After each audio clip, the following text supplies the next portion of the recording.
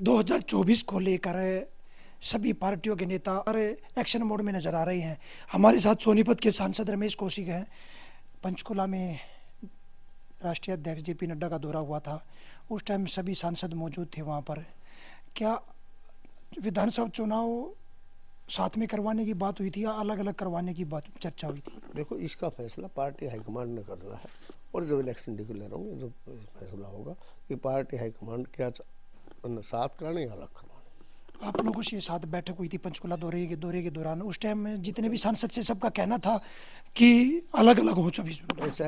ऐसा मैं उसमें नहीं था, क्योंकि हमारी कमेटी, रेलवे कमेटी बाहर गई हुई थी। किस तरह की तैयारी है 2024 को लेकर? 2024 की अपनी पूरी तैयारी आप देख रहे हो, रोज लगातार तैयारी। और हम तो प्रेस के माध्यम से भी और लोगों को एक बात कहते हैं, भाई सेंट्रल गवर्नमेंट का हमारा कोई पार्लियामेंट एमपी का काम को बचाओ। प्रधानमंत्री जी जो है जिस तरह से देश की सेवा कर रहे हैं, आज सबने पता है कि देश का मान सम्मान पूरी दुनिया में किस तरह से बढ़ रहा है। जहाँ चाहे कोई देखो, चाहे अमेरिका राष्ट्रपति हो, चाहे रशिया का राष्ट्र, हर आदमी ये चाहता है कि प्रधानमंत्री नरेंद्र मोदी से उनकी नज़दीकी दिखाई देनी चाहिए। जो पंचकुला में बैठक हुई थी उसमें जेजेपी से अलग चुनाव लड़ने की बात भी सामने आ रही है कि जेजेपी से अलग चुनाव, बीजेपी अकेले चुनाव लड़ेगी। इसका फैसला ही पार्टी हाईकमांड करती है।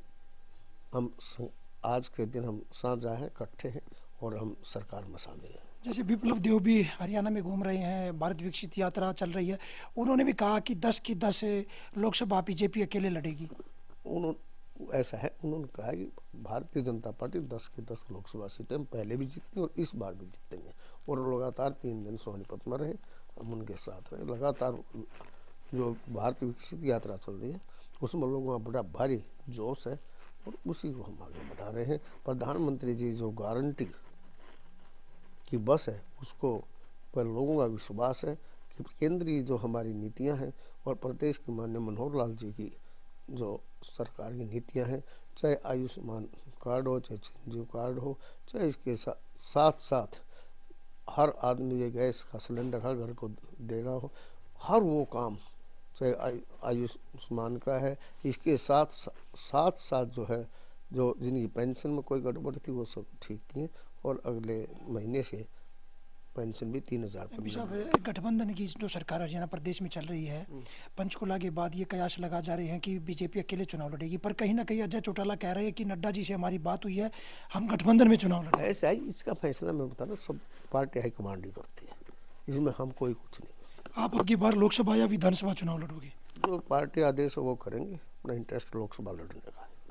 जैसे अब 3 राज्य में बीजेपी की सरकार बनी है, राजस्थान, मध्य प्रदेश, छत्तीसगढ़ में, वहाँ कई सांसदों को विधानसभा के मैदान में उतारा था। मैंने बताया ना, पार्टी का जो आदेश होगा उसका पालन करेंगे, जैसा पार्टी चाहिए वो कर लेंगे।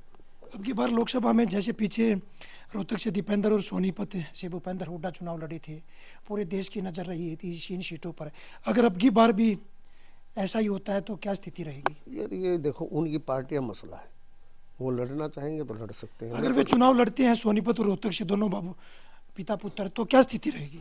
जैसी पहले रही वही रहेगी, और क्या। इन लड़ना है, जब लड़ेंगे जब की बात है ना, ये अभी तो कोई बात नहीं लड़ने की। चुनाव डिक्लेयर होने दो, उसके बाद इलेक्शन शुरू होगा, उसके हम बता। अब लगातार सभी पार्टियां चुनावी जन आक्रोश रैली कांग्रेस भी कर रही है, बीजेपी की भारत विकसित यात्रा चल रही है, उसको लेकर अगर भूपेंद्र हुड्डा सोनीपत से चुनाव लड़ते हैं, ये जब मैं कह रहा हूँ ये सब बातें वो है, उसकी उनकी मर्जी है, पार्टी कौन लड़ता कौन नहीं, इस बात का हम पर कोई फर्क नहीं पड़ता।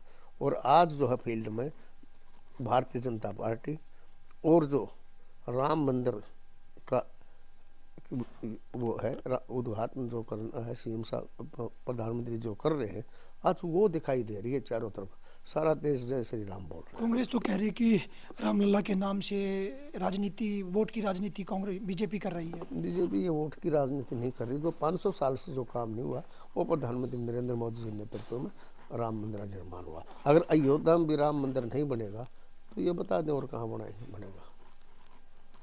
अब दीपेंद्र हुड्डा सोनीपत आए थे, उनका कहना है कि हमारे 4 शंकराचार्य हैं जो सनातनी हैं, वो इस कार्यक्रम में नहीं जा रही है। ये उनका विचार है, यही इसमें जो जाएंगे वही अच्छा लगेगा। डबल इंजन की सरकार फिर दोबारा दोहराई जा सकती है जब विधानसभा चुनाव होगा। ऐसा है विधानसभा चुनाव में भी और लोकसभा चुनाव में भारी बहुमत से हम दोबारा सरकार बनाने जा रहे हैं 2024 में।